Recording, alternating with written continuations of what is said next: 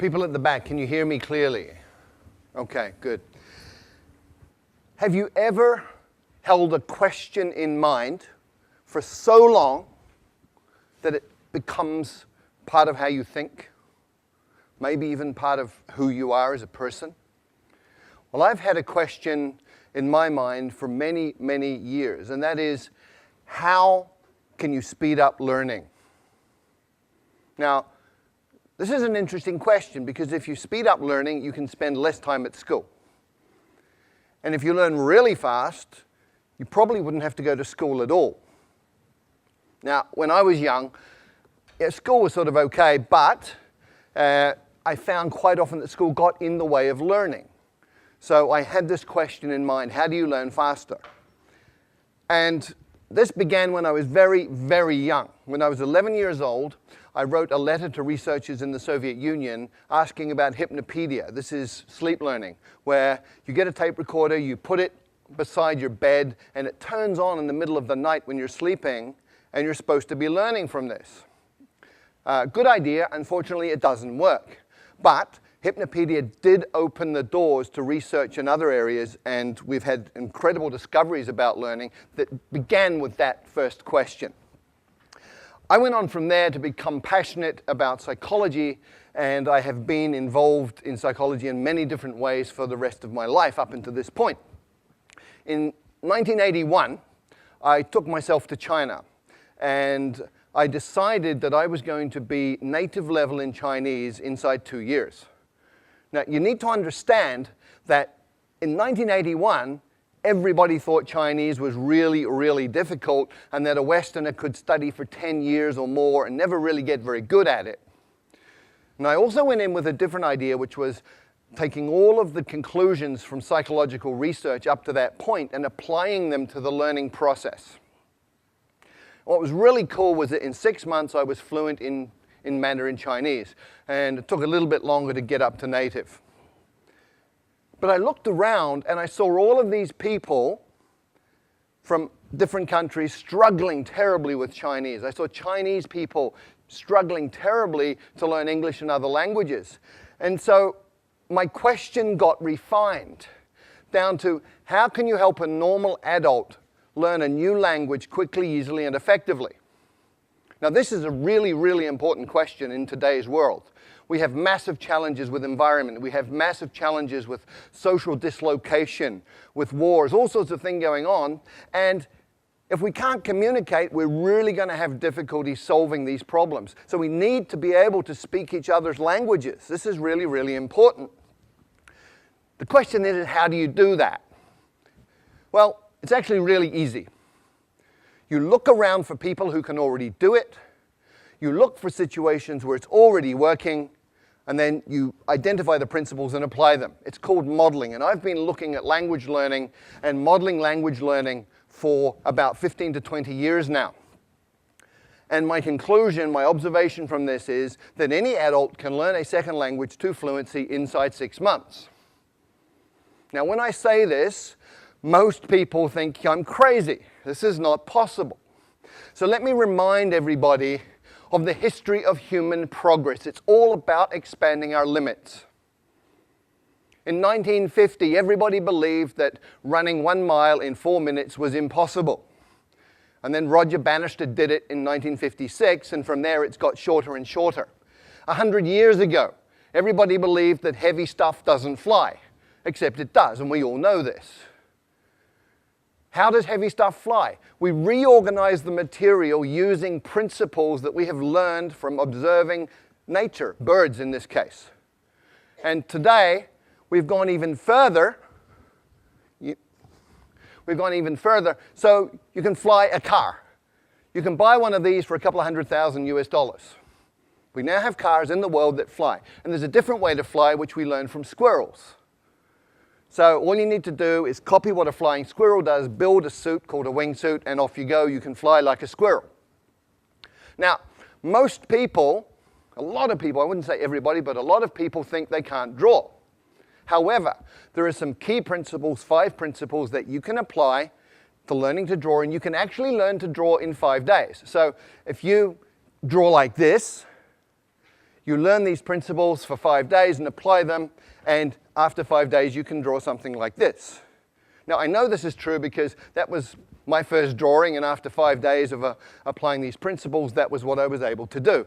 And I looked at this and I went, wow! So that's how I look like when I'm concentrating so intensely that my brain is exploding. So anybody can learn to draw in 5 days. And in the same way, with the same logic, anybody can learn a second language in 6 months. How? There are 5 principles and 7 actions. There may be a few more, but these are absolutely core. And before I get into those, I just want to talk about 2 myths. I want to dispel 2 myths. The first is that you need talent. Let me tell you about Zoe. Zoe came from Australia, went to Holland, was trying to learn Dutch, struggling extremely a great deal, and finally, people were saying you're completely useless, you're not talented, give up, you're a waste of time, and she was very, very depressed. And then she came across these 5 principles. She moved to Brazil and she applied them, and in 6 months she was fluent in Portuguese. So talent doesn't matter. People also think that immersion in a new country is the way to learn a language, but look around Hong Kong. Look at all the Westerners who've been here for 10 years who don't speak a word of Chinese. Look at all the Chinese living in America, Britain, Australia, Canada, who've been there 10, 20 years, and they don't speak any English. Immersion per se does not work. Why? Because a drowning man cannot learn to swim. When you don't speak a language, you're like a baby, and if you drop yourself into a context which is all adults talking about stuff over your head, you won't learn. So, what are the 5 principles that you need to pay attention to? First, there are 4 words. Attention, meaning, relevance, and memory. And these interconnect in very, very important ways, especially when you're talking about learning. Come with me on a journey through a forest. You go on a walk through a forest and you see something like this. Little marks on a tree. Maybe you pay attention, maybe you don't. You go another 50 meters and you see this. You should be paying attention. Another 50 meters, if you haven't been paying attention, you see this. And at this point, you're paying attention. And you've just learned that this is important, it's relevant, because it means this. And anything that is related, any information related to your survival, is stuff that you're going to pay attention to, and therefore you're going to remember it. If it's related to your own personal goals, then you're going to pay attention to it. It's relevant, you're going to remember it. So the first principle for learning a language is focus on language content that is relevant to you, which brings us to tools. We master tools by using tools, and we learn tools the fastest when they're relevant to us. So let me share a story. A keyboard is a tool. Typing Chinese a certain way, there are methods for this. That's a tool. I had a colleague many years ago who went to night school Tuesday night, Thursday night, 2 hours each time, practicing at home. She spent 9 months, and she did not learn to type Chinese. And one night we had a crisis. We had 48 hours to deliver a training manual in Chinese. And she got the job. And I can guarantee you, in 48 hours, she learned to type Chinese because it was relevant, it was meaningful, it was important. She was using a tool to create value. So the second principle for learning a language is to use your language as a tool to communicate right from day one, as a kid does. When I first arrived in China, didn't speak a word of Chinese. And on my second week, I got to take a train ride overnight. I spent 8 hours sitting in the dining car talking to one of the guards on the train. He took an interest in me for some reason. And we just chatted all night in Chinese. And he was drawing pictures and making movements with his hands and facial expressions. And piece by piece by piece, I understood more and more.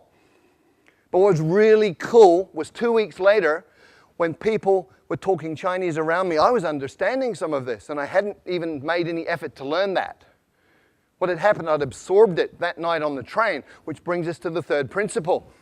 When you first understand the message, then you will acquire the language unconsciously. And this is really, really well documented now. It's something called comprehensible input. There's 20 or 30 years of research on this. Stephen Krashen, a leader in the field, has published all sorts of these different studies. And this is just from one of them. The purple bars show the scores on different tests for language. The green and the purple people were people who had learned by grammar and formal study. The green ones are the ones who learn by comprehensible input. So comprehension works. Comprehension is key.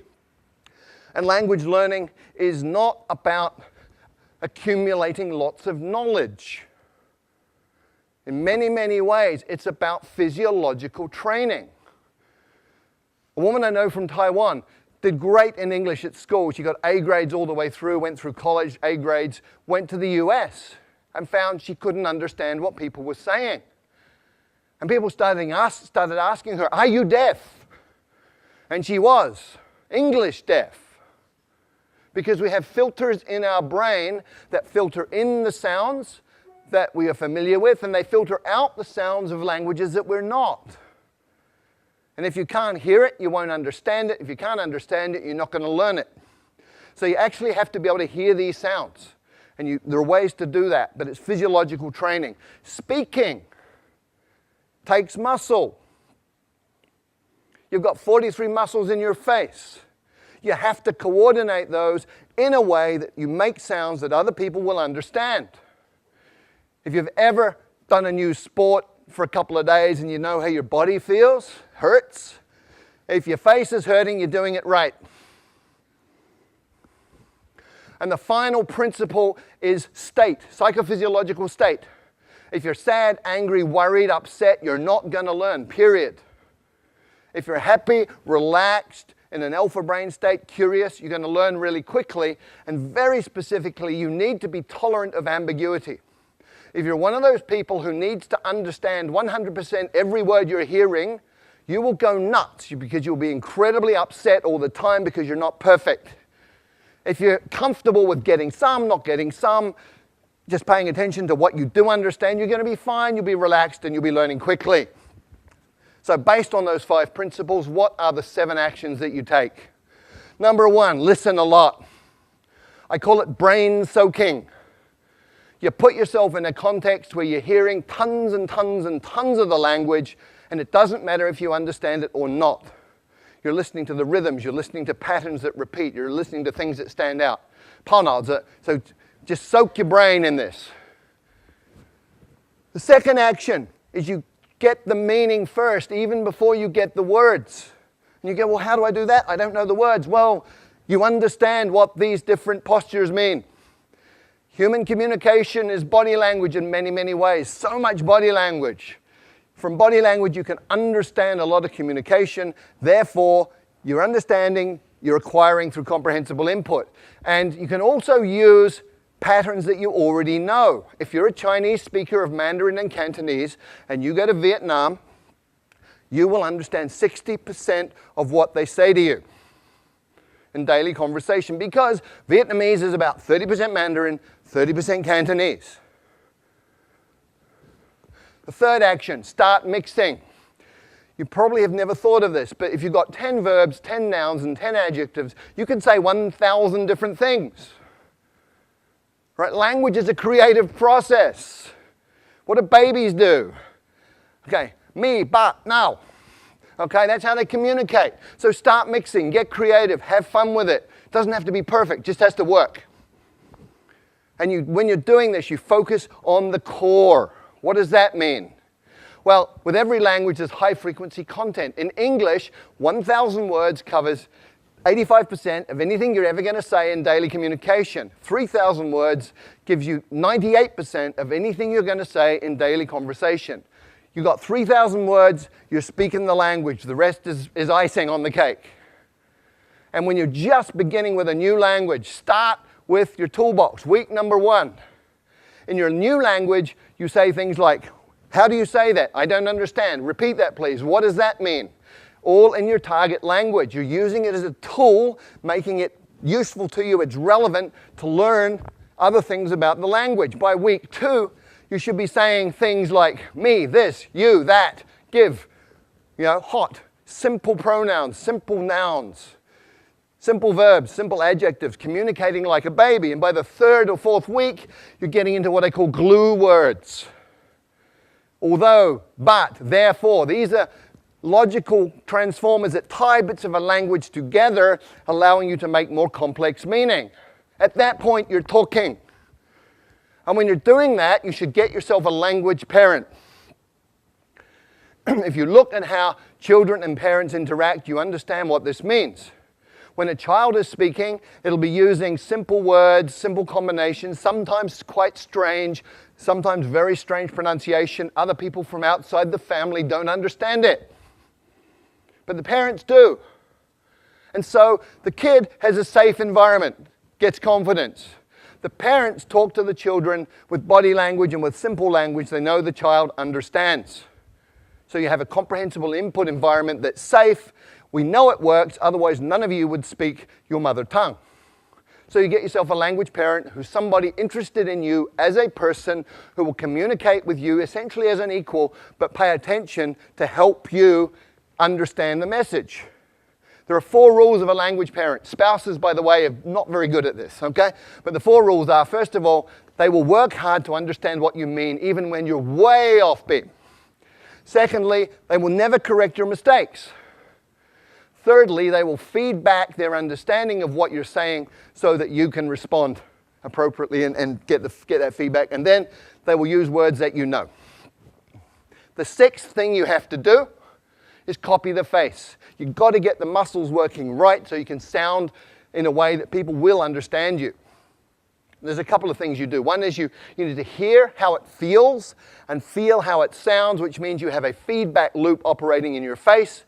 But ideally, if you can look at a native speaker and just observe how they use their face, let your unconscious mind absorb the rules, then you're going to be able to pick it up. And if you can't get a native speaker to look at, you can use stuff like this. Sing, song, king, sung, hung. And the final idea here, the final action you need to take is something that I call direct connect. What does this mean? Well, most people learning a second language sort of take the mother tongue words and the target words and go over them again and again in their mind to try and remember them. Really inefficient. What you need to do is realize that everything you know is an image inside your mind, it's feelings. If you talk about fire, you can smell the smoke, you can hear the crackling, you can see the flames. So what you do is you go into that imagery and all of that memory and you come out with another pathway. So I call it same box, different path. You come out that pathway and you build it over time. You become more and more skilled and just connecting the new sounds to those images that you already have and to that internal representation. And over time, you even become naturally good at that process. That becomes unconscious. So there are 5 principles that you need to work with, 7 actions. If you do any of them, you're going to improve. And remember, these are things under your control as the learner. Do them all. You're going to be fluent in a second language in 6 months. Thank you.